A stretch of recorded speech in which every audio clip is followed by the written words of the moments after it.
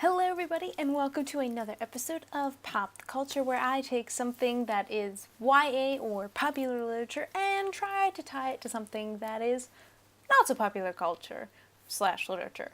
And it's definitely usually not young adult in any way. Today I'm going to be talking about how a particular plot point within Libba Bray's Gemma Doyle Trilogy is actually mirroring a very famous Greek myth. The trilogy actually makes several allusions to this myth, so it's not going to be that much of a stretch, and once I mention it, I'm sure anybody who's read the trilogy is going to go, oh yeah, I saw that. But I'm going to be doing my best to maybe dig a little bit deeper and kind of analyze a bit how it functions within the Gemma Doyle Trilogy. So for those of you who are unfamiliar, this series by Libba Bray is a historical paranormal fantasy series encompassing a great and terrible beauty, rebel angels, and the sweet far thing. Our eponymous heroine, Gemma Doyle, has just returned to England from India following the rather violent and sudden death of her mother, and is immediately enrolled in an all-girls boarding school known as Spence Academy. It's taking place in 18th century England,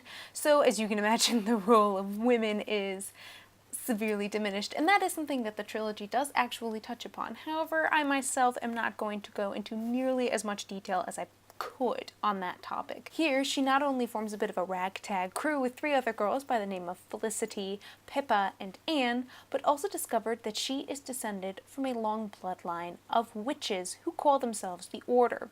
The Order not only has a variety of magical powers and ability to utilize magic, but also is able to enter into a parallel dimension known as the realms. The first thing I would like for everybody to understand and sort of get a grasp on is that these realms are going to be representative of the ancient Greek mythological underworld. The Greek underworld, of course, being the realm and kingdom of the dead as ruled by the god Hades. Now, before we go any further, it is time for the obligatory spoiler warning. Due to the nature of this conversation and the things that I'm going to be touching upon, which are very much inclusive of events which occurred in the second and third books of this trilogy, this entire discussion is going to be written with spoilers. Therefore, if you have not read this trilogy or are currently reading the trilogy and have no wish to be spoiled, I'm afraid I must ask you to back away, close out the window, read/finish the trilogy, and then return to the discussion. If, however, you have read the trilogy or don't really care about spoilers, let's carry on.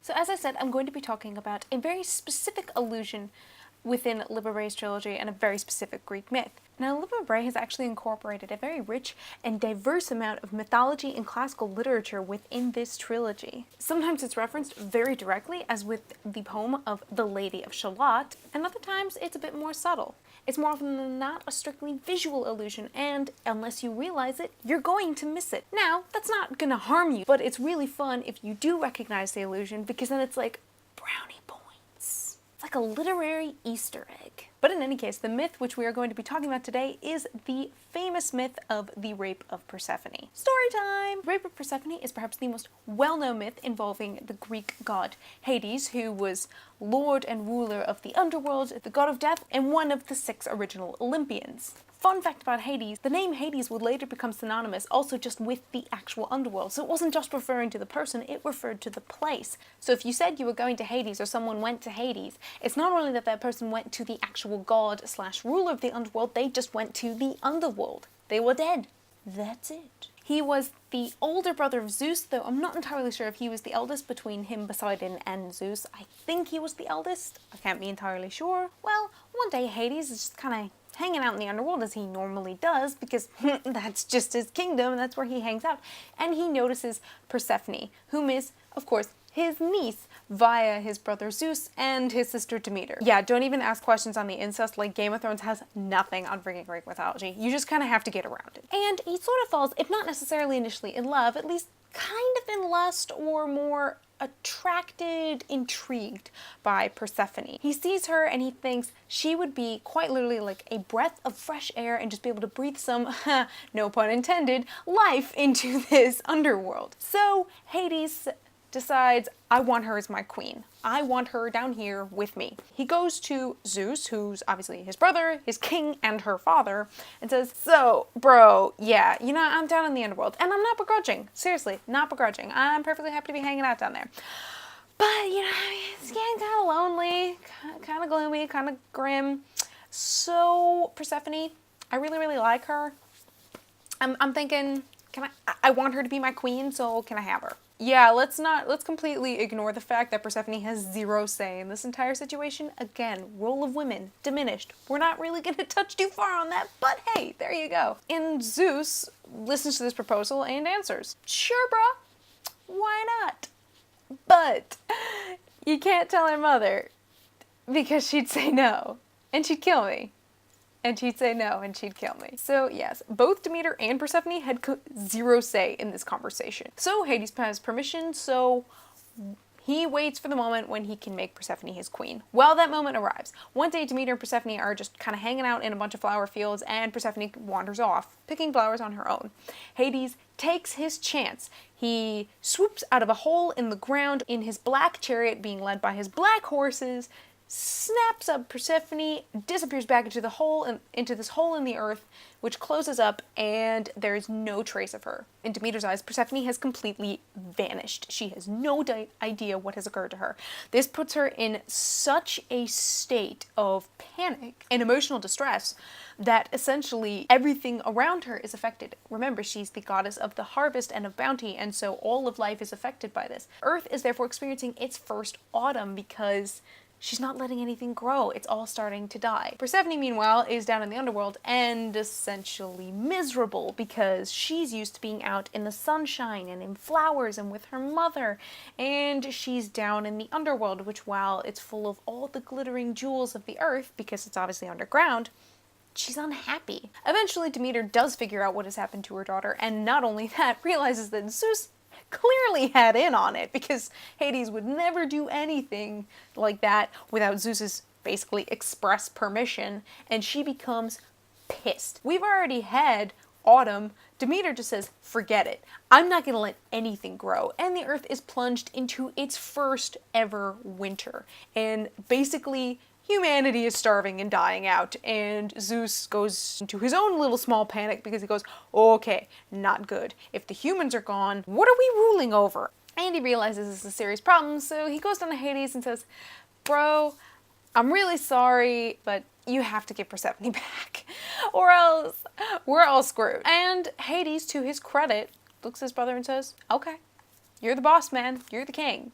But, because there's always a massive but, I hate to break it to you, but Persephone ate some of the food of the dead. Because Persephone was spending all this time down here and she was, lonely and upset, and she obviously spent a good deal of time down here, there were points where she's wandering around parts of the underworld and there were actually things that would grow down in the underworld. In this case, it's pomegranate seeds. If you're unfamiliar with what a pomegranate seed actually looks like, the hard shell of the seed is actually encompassed by this juicy berry-like flesh. So they're almost more like berries. And they're absolutely delicious if you've never had pomegranate seeds. Oh my goodness, so good. Highly recommend. One of my favorite things to eat. So Persephone has eaten food of the dead. Therefore, she can never really truly leave the underworld. She's tasted death. Zeus ends up getting both Demeter and Hades to make a form of a compromise, because even he agrees. Persephone has tasted the food of the dead. I can't let her leave scot-free. It just doesn't work like that. So what happens is Persephone must essentially atone or pay for the fact that she ate the food of the dead by spending X number of months for each pomegranate seed that she ate down in the underworld. That's why most of the normal world, at least, will have about a third of the year be winter, the time when Demeter is in mourning for the absence of her daughter. Unless you're like my state and get caught in 4,000 polar vortexes, so suddenly winter happens for half the year. What? So that is the myth of the rape of Persephone, and the one to which we're going to be paying close attention in this particular episode. So now back to Le Bray. What's actually interesting about this is that the role of Persephone is initially epitomized by one character, who then completely rejects that role and attempts to pass it off to somebody else in a different book. The character, of course, to which I'm referring is Pippa. Pippa initially takes on the role of Persephone in the finale of Rebel Angels, while in the realms and fearing her impending marriage to an absolutely horridly older man whom she cannot stand, Pippa eats the berries of the realms, essentially eats the food of the dead, and flees from Gemma, Fee, and Anne, therefore choosing to remain in the realms and never return to her own world. The primary consequence of this is that, of course, her body on Earth actually dies. It goes into an epileptic fit, collapses, and there's no way for anyone to save her. What's even worse is that, of course, at the ending of that novel, Gemma, Fee, and Anne are completely cut off from the realms, and therefore have no access to Pippa and no way of even trying to bring her back. Of course, as we now know, because she's taken on the role of Persephone, there would be no way for those three to be able to bring Pippa back. Because she has tasted the food of the realms, she has tasted the food of the dead. There's just no way for her to ever truly come back. It made a lot of sense for Pippa to be Persephone. She was the brightest and the liveliest and the most full of life of the four girls who were involved in this trilogy. And Persephone, as I said, being the daughter of Demeter, who was the goddess of the harvest, was the daughter of that which was bountiful and which brought life. Persephone herself was very lively and very full of life. So again, it makes sense for Pippa to be linked with Persephone. Even more so when she's being forced into a marriage in which she has zero say and which the man is significantly older than she is. The difference being that, of course, in Pippa's case, this man does not really care that much about her at all, sees her only as a trophy. Pippa would rather run away. Now, while in the eyes of the ancient Greek tradition, Pippa probably actually receives a proper burial when she is, buried with all the rites and the sayings, and is even buried with her engagement ring, which could count as a token for which she could pay Charon the ferryman and earn her passage across to the underworld. But because she ran away, Pippa never really found true peace, never really properly died. And that is why when we meet her again in The Sweet Far Thing, we realize that she is not at all at home with her role. In the same way that Persephone was never really properly given away in marriage. She was kidnapped and wasn't ever really at home in the role of being the queen of the dead. In that same way, Pippa is not at all at home with her role as this doomed beauty or as Persephone. What follows next is for me very, very interesting. Within The Sweet Far Thing, which is of course the final book in the Gemma Doyle trilogy, when we meet Pippa again, she essentially tries to cast off her role of Persephone, aka the victim, and essentially take on the role of Hades. In other words, she tries to cheat death. Now, with the exception of the dubiousness of the rape of Persephone, as a mythological character, Hades was actually a pretty fair guy. He was relatively ambivalent and apathetic towards humanity in general because, as he saw it, he's gonna get you when you're dead. Unless, of course, he was called in by Zeus, and whenever Zeus called him, Hades was there. He never kicked up a fuss. Or if you in some way insulted the gods really badly. He was not at all kind if you insulted him. AKA, you tried to cheat him. Story time! There's a very famous myth about a man named Sisyphus who not only tried to cheat the primary 12 Olympians, but also tried to cheat Hades. Therefore, when he finally died, Hades made sure he was cast into Tartarus, which is the deepest, darkest pit beneath the underworld, reserved only for the greatest of sinners, and that he was punished for the rest of eternity. Sisyphus's punishment, due to his overwhelming hubris, was that he had to push a massive boulder up an extremely steep hill, and just as he was about to reach the top and get that boulder to the top, it would slide all the way back down to the bottom and he would have to start again. Yeah, the Greeks were really into creative punishments for people who sinned. Wow. So Pippa, in trying to cast off her role of Persephone and essentially inherit or ascend to a higher role more akin to something like Hades, and thus cheat him, and by him I of course not only mean Hades as the god, but I mean Hades as the place, which means she's also trying to cheat the realms within the in media mythology of the actual trilogy, and also to top it off, think herself as good or even better than death, begins to rot and corrupt within this underworld. Her soul, when we reconnect with it within the Sweet Far Thing, is honestly not in good shape. Gemma describes her as looking gray and worn and tattered and beaten, and we see how her outer corruption is a reflection of what is happening on the inside. On the inside, Pippa is corrupting. Essentially, she is being punished for what she's been trying to do. She is falling apart, she's losing control, and is being punished for trying to think herself on par with something as powerful as death.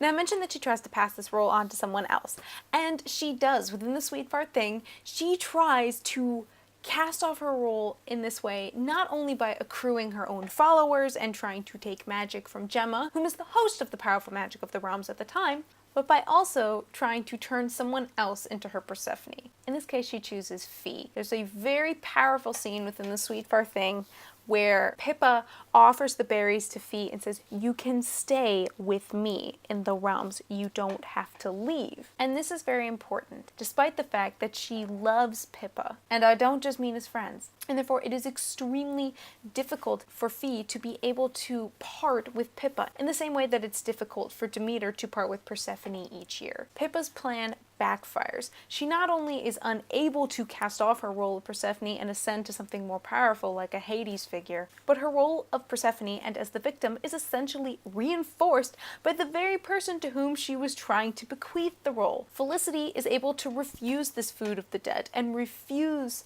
the temptation of running away and of becoming the victim. Felicity actually takes on the very masculine role of kind of a Greek hero by being able to resist this temptation of the world of the dead. So not only does Felicity become the hero and Pippa's role as Persephone, aka the victim, become reinforced, but it seals her fate as that being her eternal punishment. Not only is Pippa consigned to the realms and consigned to rot from the inside out, but she has to do it without the person that she cares about the most. Note the fact that this person is, again, a female figure. Now, instead of a mother-daughter relationship, we have a relationship of lovers. You have to wonder, does that make it more or less tragic in this effect? Now, unlike Persephone, who did end up with some form of a happy-ish ending, there's a good deal of evidence within Greek mythology that Persephone did eventually, if not fall 100% in love with her husband, did eventually come to care for him quite a bit. Fun fact about of all the gods, they're the only ones who had a monogamous relationship. Neither of them ever stepped out. Trust me, in Greek mythology,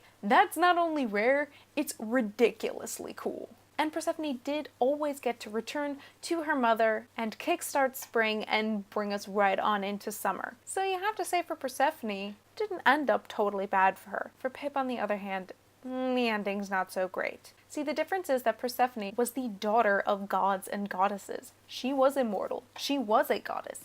She was almost on the same level as Hades, at least in terms of the mythological hierarchy. That's perhaps the biggest difference. Pippa is not on that same mythological hierarchy. She's mortal. Not only suffering from overwhelming fear and jealousy and anger, but she's suffering from hubris in trying to think herself equal to the magic of the realms, aka, essentially, to death.